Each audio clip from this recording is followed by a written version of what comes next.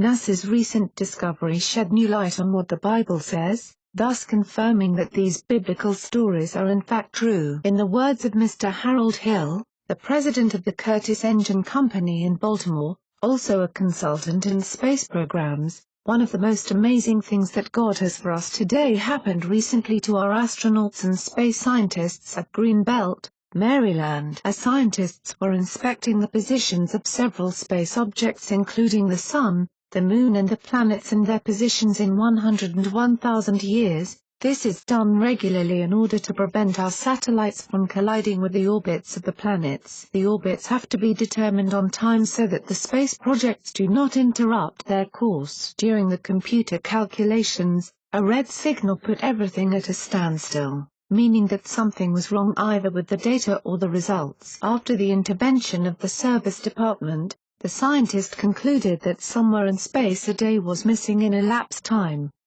Nobody could solve the issue until one believer explained that in Torah school they were told about the sun standing still. Of course, no one believed, but when the man took the Bible, he opened the book of Joshua and a pretty absurd statement made a lot of sense. They read the passage when Yahweh said to Joshua, "Fear them not, I have delivered them into thy hand.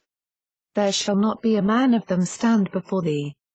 Joshua 10:8. Joshua was worried because he was surrounded by the enemy, and if darkness fell, he'd be conquered. So Joshua asked the Lord to make the sun stand still. That's right, and the sun stood still and the moon stayed, until the people had avenged themselves upon their enemies. Is this not written in the book of Joshua? So the sun stood still in the midst of heaven and hastened not to go down about a whole day. Joshua 10:13. The scientists soon concluded that this was the missing day. They examined the computer calculations and found that the time missing was in fact 23 hours and 20 minutes, which doesn't make a full day like in the book of Joshua. After reading the Bible again, they saw that it said approximately, a day.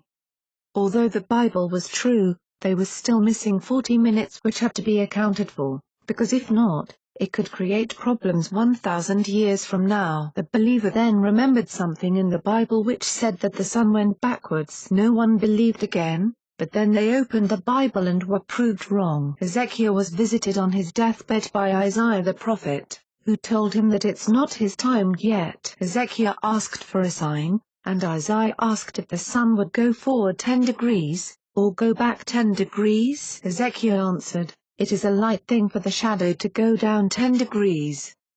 Nay, but let the shadow return backwards 10 degrees. And Isaiah the prophet cried unto Adonai, or the Lord, and he brought the shadow 10 degrees backward, by which it had gone down in the dial of Boaz.